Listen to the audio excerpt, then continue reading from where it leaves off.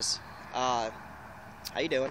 Uh, Today I'm going to restore a wooden porch swing for my wife and I's anniversary, 10 years, coming up on the 7th. Uh, so she worked a long past week, about 12 hours a day, 5-6 days.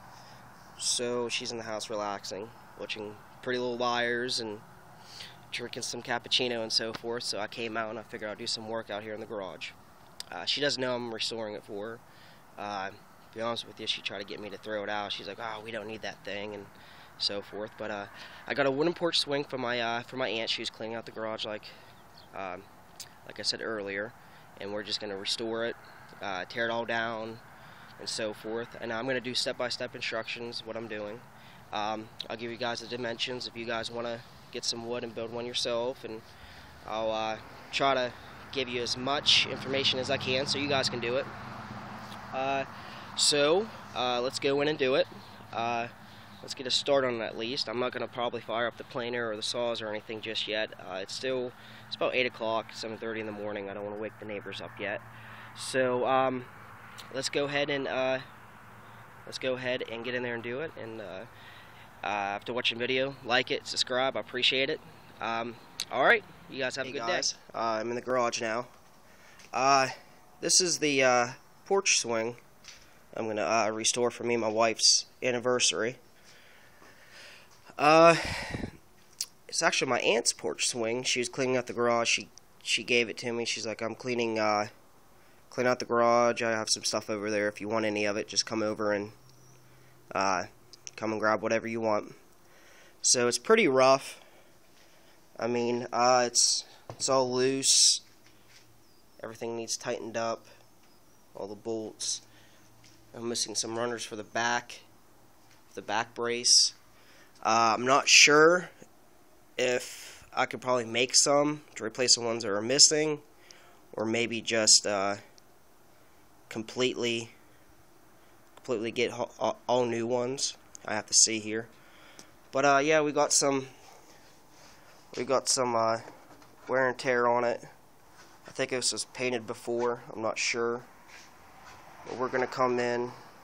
You see how it's, I don't want to say rotted, but it's getting some wear and tear.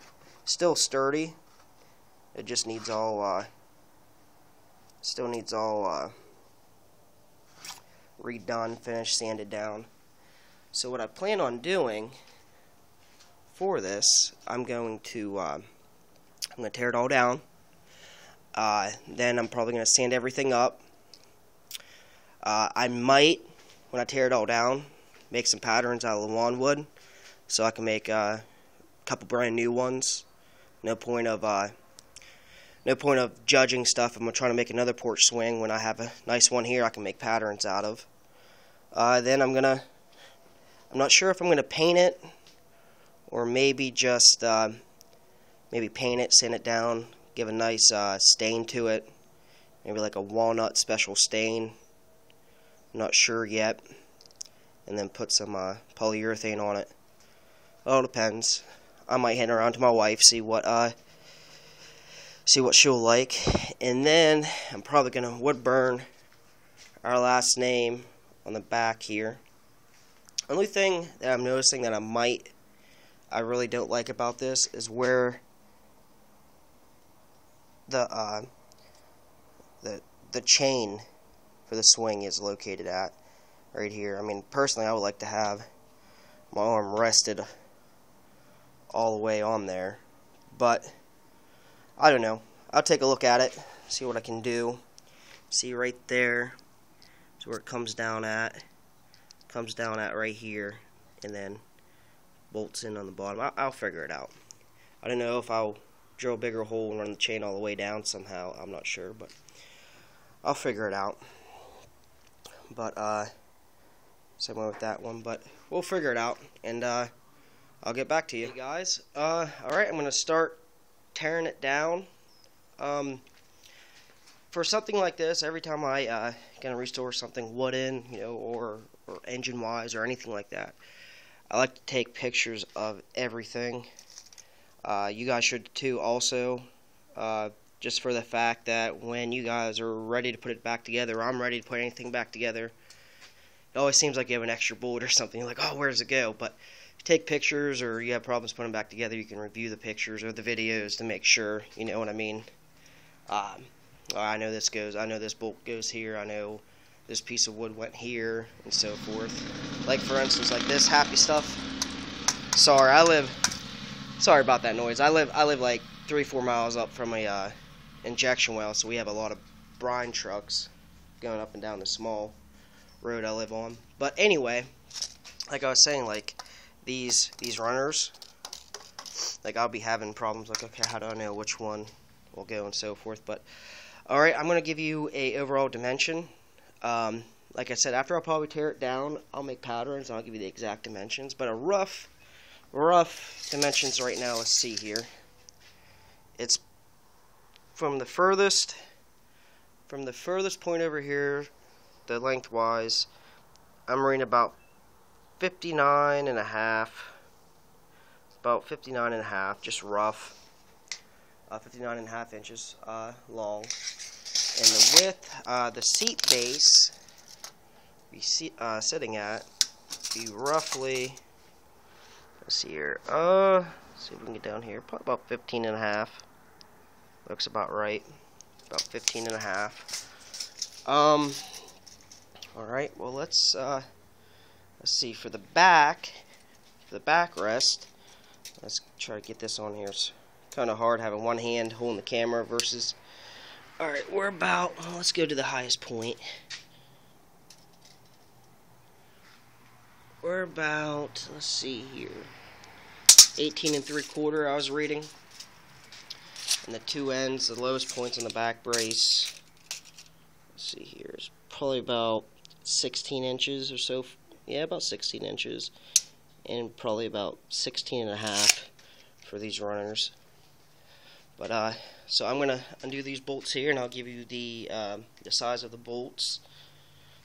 Like I always say, keep a can. I always get a bunch of coffee cans from anywhere I can go, all the coffee I drink or off my friends. They're nice to keep, you know, I have nothing in it now but screws, nails. Put all your bolts in your little projects so you know where they're at, so you're not looking for them.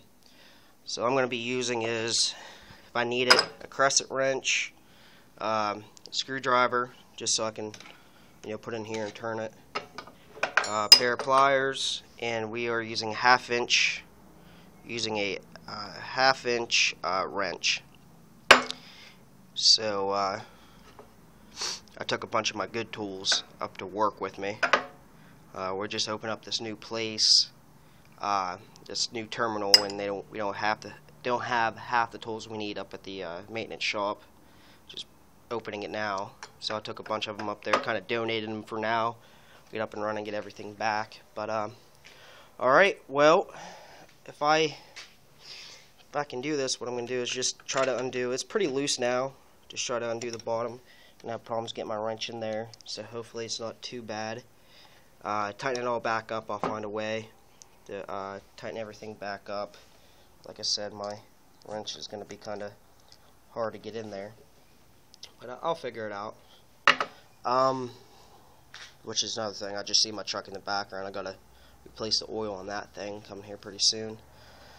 So let me rip it down, tear it all apart. Like I said, just put the wrench up there, undo each one, each four chain connectors, and then I have bolts back here for the runners, bolts in the middle. Let's see what I have over here. I got some bolts here. Looks like a Phillips. So you know it's 1/4 inch bolts. So if you guys decide to build one, it's going to be 1/4 inch bolts and nuts.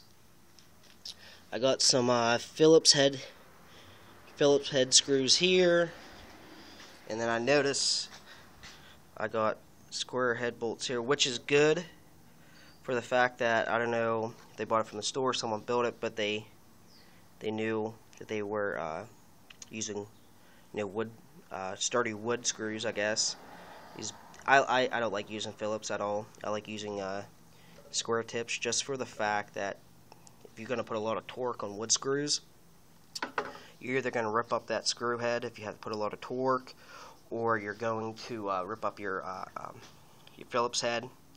I like using these a lot better. I mean, it's I don't know if you guys do it or not, but just I run through a lot of problems. You know what I mean? To be honest with you, the only time I use screws is when I'm hanging drywall. It's the only time. This is what kind of bothering me, because these are Phillips head, but I don't know if they're pre-drilled or not. I don't think they are. So we're going to rip it all down and go from there, and I'll give you all the exact dimensions. Another thing too, I don't know if this was treated at one time. I don't think it was treated. I'm thinking it maybe was, or maybe just a nice paint or something on it, because it is outside weathered. So, alright, let's tear it down, and we'll go from there. Real quick, I built this slash pallet. I don't know how thick this board table, real quick. My other table got damaged. I was doing a lot of pounding and stuff on it, working on some engine parts. It was just getting kind of wobbly, but yeah, we have a bunch of pallets at work. I used 3 pallets. 3 pallets and some extra wood I had hanging around the garage. So, alright, I'm going to tear it down, and then we'll go back to you. Alright guys, just wanted to show you. I got this out right here. I'd bend this out a little bit with a screwdriver and a pair of pliers. Hooked a pair of pliers here. I got a screwdriver, put it right here, and bend it out. And all I'm doing, and then so I can take the chain off. Like I said, it's already pretty loose. Then I use the box end of my wrench, and I just put it up in there. And then I can turn it, and then I grab up top with my hands. I just turn it loose.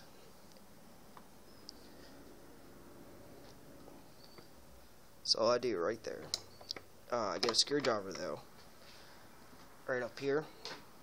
Put the screwdriver through the loophole and just turn it, and it's undoing for me.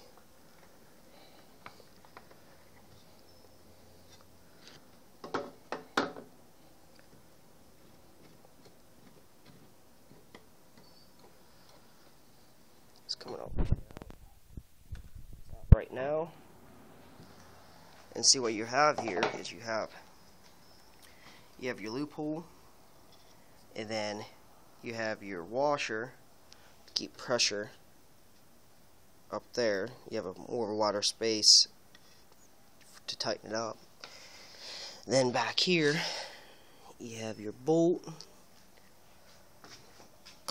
and I'm thinking, oh, here's the other washer, and right there's the other washer. So you're gonna have put the washer. Give me a second here. You're gonna put the washer back on there, and then you're going to put the other washer back on. So now you have 2 washers. One washer is going to go on here, and then when you put the bolt back, one washer is going to go on here, and when you put the bolt back on, you're going to run the other washer underneath, then the nut. So you have pressure, more wide space. Put pressure here and here. So that's pretty much it. And just make sure, you know, if you take a nut off a screw, put the nut back on so you're not looking for it, have to go buy more or whatever. But so far that's where we're at. I have the one arm off. I'm working on the other arm. That's pretty much all it is right there. That's the other arm. And it sits just like, well, sorry, I'm lying to you. So like I said, always taking pictures. It sits like that right there. So I'm going to probably get a pattern of this. I'm going to clean them up, sand them all down, then I'll make my finished pattern. But alright, well, I'll get back to you after I do a little bit more. I'm going to start taking these runners off right there. Already got that one off. And these bolts aren't a 1/4 inch. They are 7/16. If I can get that.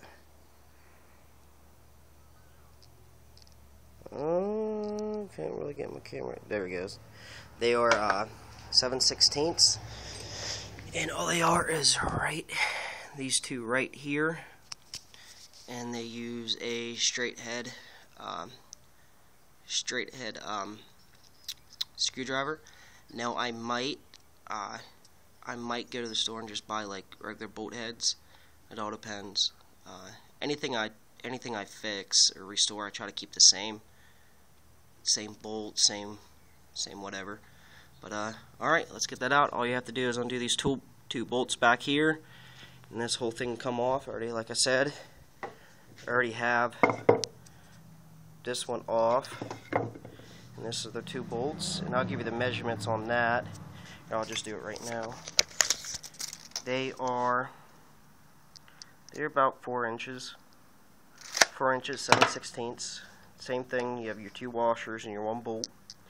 When I restore it, I might clean these up, do it in like a nice little sanding. Don't want to do a lot on the threads because you'll screw up the threads on the bolts. Alright, I'm going to go back and finish taking that one off. So far we got a little bit off. I'm going to have to get going here to take my my mother's riding lawnmower into the shop to get fixed. Her truck, I think her back leaf springs and her tire screwed up, so I have to fix that for her. But so I'm going to load up on my truck here and take it in. I'll get back to you as soon as I can. Alright, this is what we have off. We have the armrests is off and the front supports. Now I'm going to take the back support off, and it's just these 7/16 bolts and nuts again.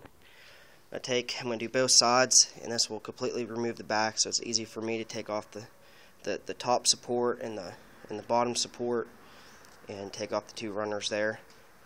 I guess probably take a trip to town here and see about these back runners. I have to get measurements and so forth. So when I have that off, I'm going to tear like I said, the top and bottom support off. I'm going to tear like I said, this top support off. I'm going to tear this bottom support off, and then these side supports.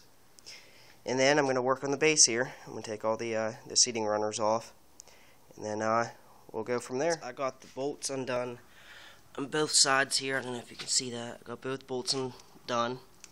Like I said, they're 7/16 bolts and nuts, and they are about, about 2 inches, give or take. Open the dirt. About 2 inches. Wearing flip-flops. It's too lazy to put my boots on. I wear work boots 12 hours a day, damn near every day.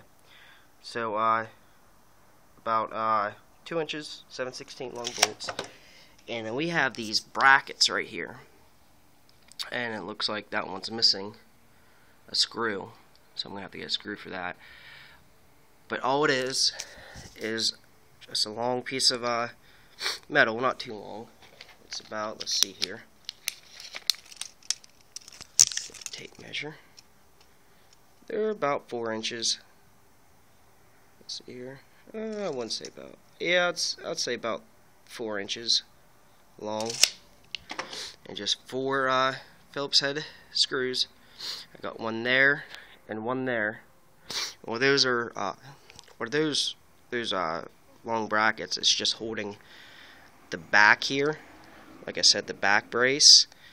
So on the back brace to the seat runners, just for support and so forth. So I'm going to undo that. Then we'll get the backs off, and we'll go from there. Like I said, you have the 2 bolts over there on each side, and then you have 2 runners in the middle. You have those 2 brackets. So let's get those out and jot down a note that I'm missing a screw for that one. And then let's get the back off, and we'll either work on the back, tearing it apart, or the seat part. Alright guys, I got the back brace off the seat base where you sit at. Those are the brackets I have off. I actually broke the tip of my screwdriver taking it off. I used this screwdriver to jump the solenoid on my riding lawnmower. I was waiting for the new solenoid to come in, the new starter to come in, I mean. So I was just jumping the solenoid, and just wore off the coating on the screwdriver. You can see where it's all rusted up there. Broke the tip, taking off those screws, so I got a new screwdriver. I always like using the hand Phillips screwdrivers, for the fact that if you use, like I said before, use a drill with a Phillips head tip, I put a little bit too much torque, you'll round off the you round off the tip, or you round off the screws itself. These screws, let's get a measurement here. These screws about 1.25 inches. So if you guys go out and buy them, you know the measurements there. But alright, well, I think I'm going to rip down the back brace first, and then we'll go from there. Alright guys, we have some screws here. I'm going to be tearing apart the back brace here. We've got some screws, 2 here on the bottom and 2 on the top. Some on the other side. I noticed this is a little bit that's cracked on the top and bottom.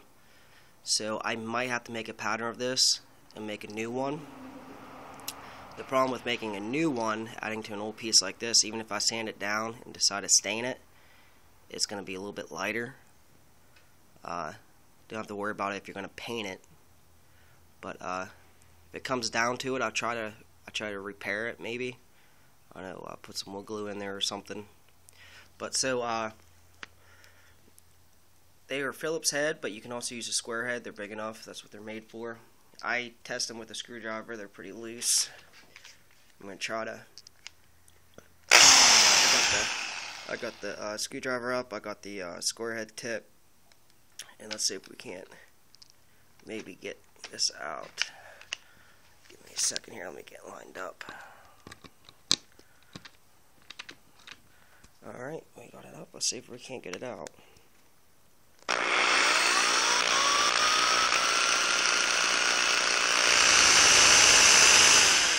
There's one.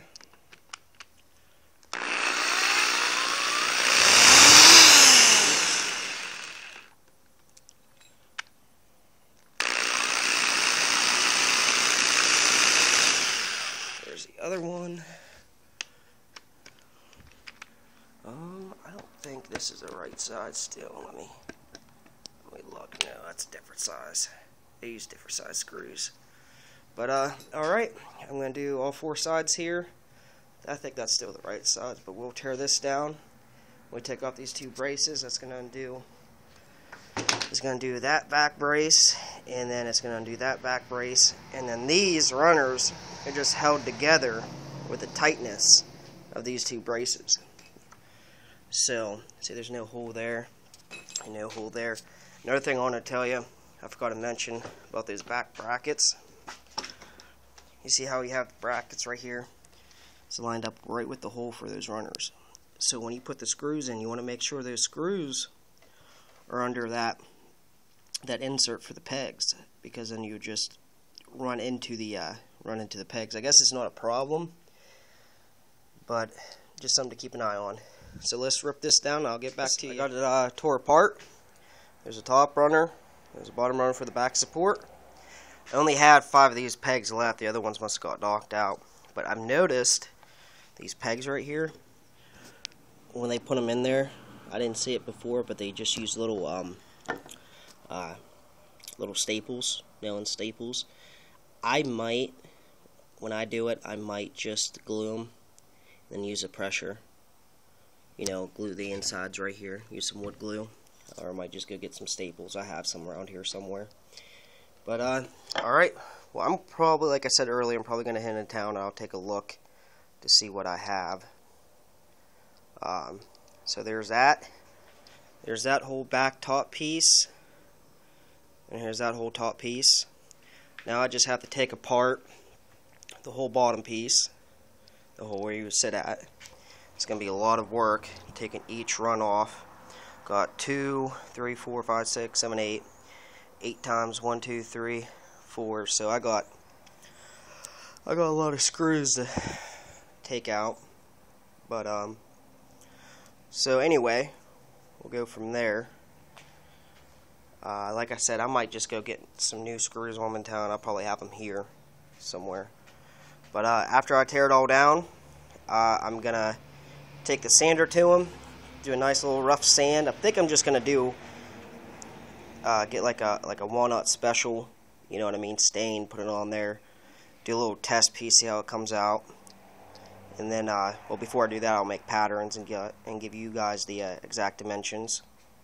So, let's tear this apart, and we'll go back at it, and I'll show you a little bit more. Guys, I got every screw out on the seat. I'm noticing this runner right here is just down here like that. A few of them are rotted all the way through. I did that screw there, and pretty much the rest of the screws, just the whole board came up because the screws rotted through. You can see where it's kind of water damaged being out in the weather and out in the garage. And I've noticed getting some splitting. See, when you do this stuff, you're weakening the board because you're taking out this cross cut, right? You're taking out a cross cut, this whole board, and it's going to have a weak spot when it cracks all the way down. Just because when it eventually dries out. Like, it didn't crack because it was wet. Well, it was wet when they probably cut this, put it together, and then it cracked when it dried out. So I might have to replace this whole board right here, because like I said, it's cracked over here too. And if that's the case, to keep it kind of unified, I'm going to replace both ends.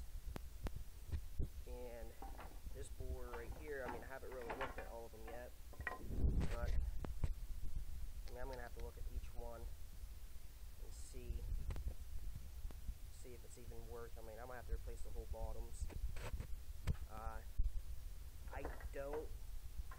I really don't want to throw this whole thing away. I really don't want to make a pattern of this. I mean, I do want to make a pattern, but excuse me, I don't want to make a pattern and then build a complete new one and throw this one away.